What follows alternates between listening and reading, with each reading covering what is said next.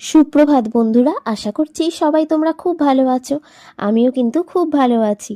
আর আজ হচ্ছে সোমবার।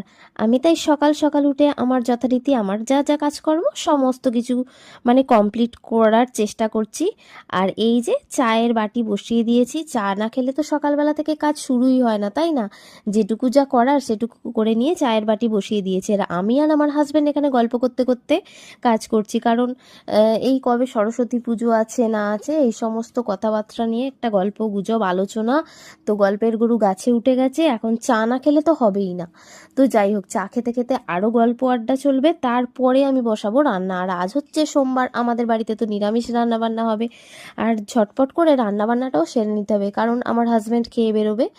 আর আমাকে সমস্ত কাজকর্ম গুছিয়ে নিয়ে আমি পুজো করব। আজকে হচ্ছে সোমবার, তোমরা তো যারা আমার ভিডিও দেখো তারা জানো আজ সোমবারে আমি শিব পুজো করি।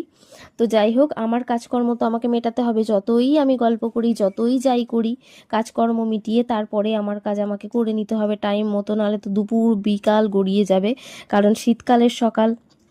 তো যাই হোক, আমি এখন চা বসিয়ে দিয়েছি, চাটা খাই, তারপরে আবার সারা দিন কি কি করি তোমাদের সঙ্গে সেটুকু আমি শেয়ার করব।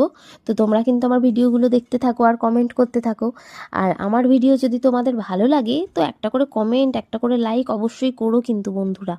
এই দেখো, আমার চা হয়ে গেছে, চা ছেঁকে নিয়ে এবার গরম গরম চা খেয়ে তারপরে কি রান্না বান্না হবে তার তোড়যন্ত্র হবে। কারণ কি রান্না করব আমি এখনও জানি না, আজকে যেহেতু সোমবার।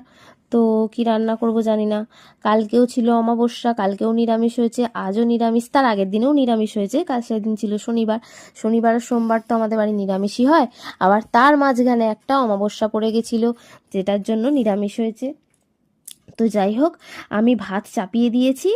আর ভাতের মধ্যে দেবো একটু মুগ ডাল ভাতে, মুগ ডাল ভাতে আলু ভাতে ঘি আর ফেনে ভাত খেয়ে আমার হাজব্যান্ড অফিস চলে যাবে, আর আমার ছেলেকেও একটু গরম ভাত খাইয়ে দেব।